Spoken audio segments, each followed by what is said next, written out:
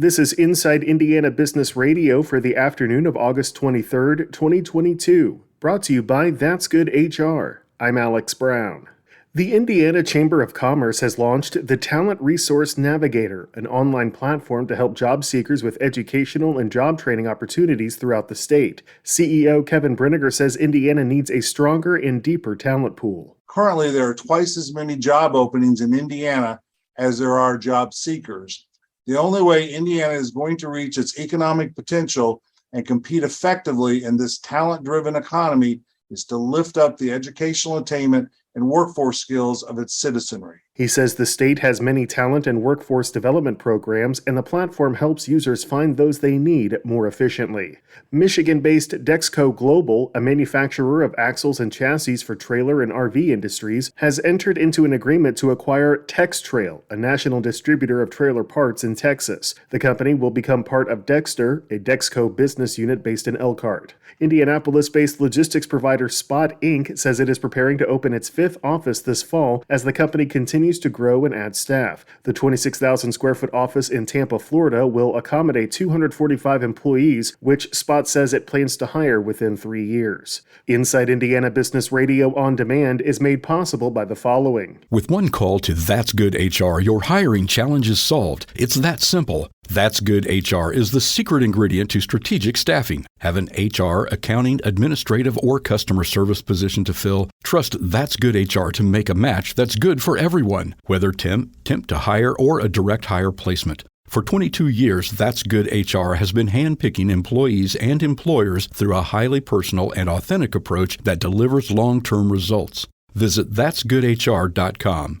Remember, the match matters. IBJ Media delivers business news covering central Indiana and the entire state. The Indianapolis Business Journal and Inside Indiana Business are now part of the same family. Look to the IBJ for in-depth coverage of central Indiana's business community, and tap into Inside Indiana Business for stories that extend throughout Indiana. 2 resources, unlimited business insights that help you stay informed and get ahead. Learn more at ibj.com and insideindianabusiness.com. The U.S. Coast Guard has confirmed that a barge at the Port of Indiana Burns Harbor has spilled 700 to 800 gallons of diesel fuel. Inside Indiana Business reporter Wes Mills has details. Our partners at the Times of Northwest Indiana report crews continue to clean up the spill, which was reported by a tugboat operator around 8 o'clock on Sunday night. Coast Guard Lieutenant Rachel Alt told the Times the Indiana Department of Environmental Management and the Coast Guard responded to the scene. The towing vessel, Coloma L. Warner, notified the Coast Guard of the spill from the Warner Provider, a barge the vessel was pushing.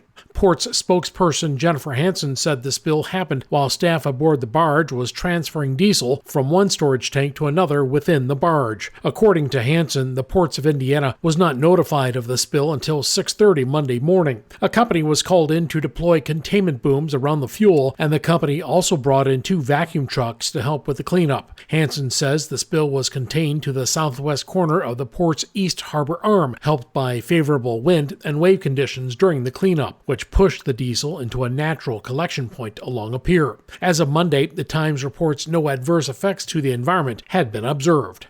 Wes Mills, Inside Indiana Business Radio. Personal finance website WalletHub has released a ranking of the most and least equitable school districts in the Hoosier State. The list is based on 2 metrics: average household income and expenditures for public elementary and secondary schools per pupil. The website says Indiana has the 4th most equitable school districts in the U.S. overall, but some districts within the state are fairer than others. Of the 288 districts it examined, the most equitable district is New Prairie United School Corporation that serves eastern LaPorte and western St. Joseph counties.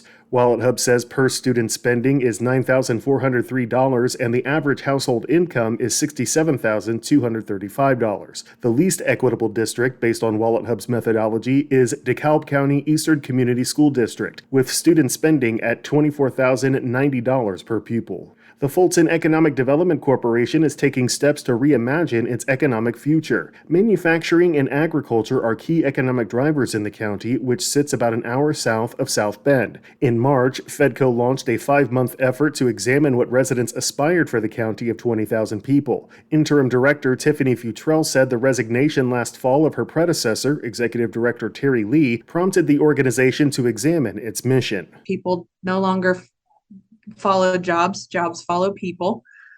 So just our biggest thing is looking at how can we keep growing, how can we keep our current residents and future residents happy with quality of life. As Fedco continues to lay out its game plan, it has established 5 priorities, including hiring a chief executive officer to guide the organization in carrying out the new vision. It'll also be creating a diversified funding plan for organizational sustainability and plans to create an economic environment to simplify the process for businesses to locate and grow there. This report is brought to you by That's Good HR, the secret ingredient to strategic staffing. More at that'sgoodhr.com. I'm Alex Brown for Inside Indiana Business Radio on Demand.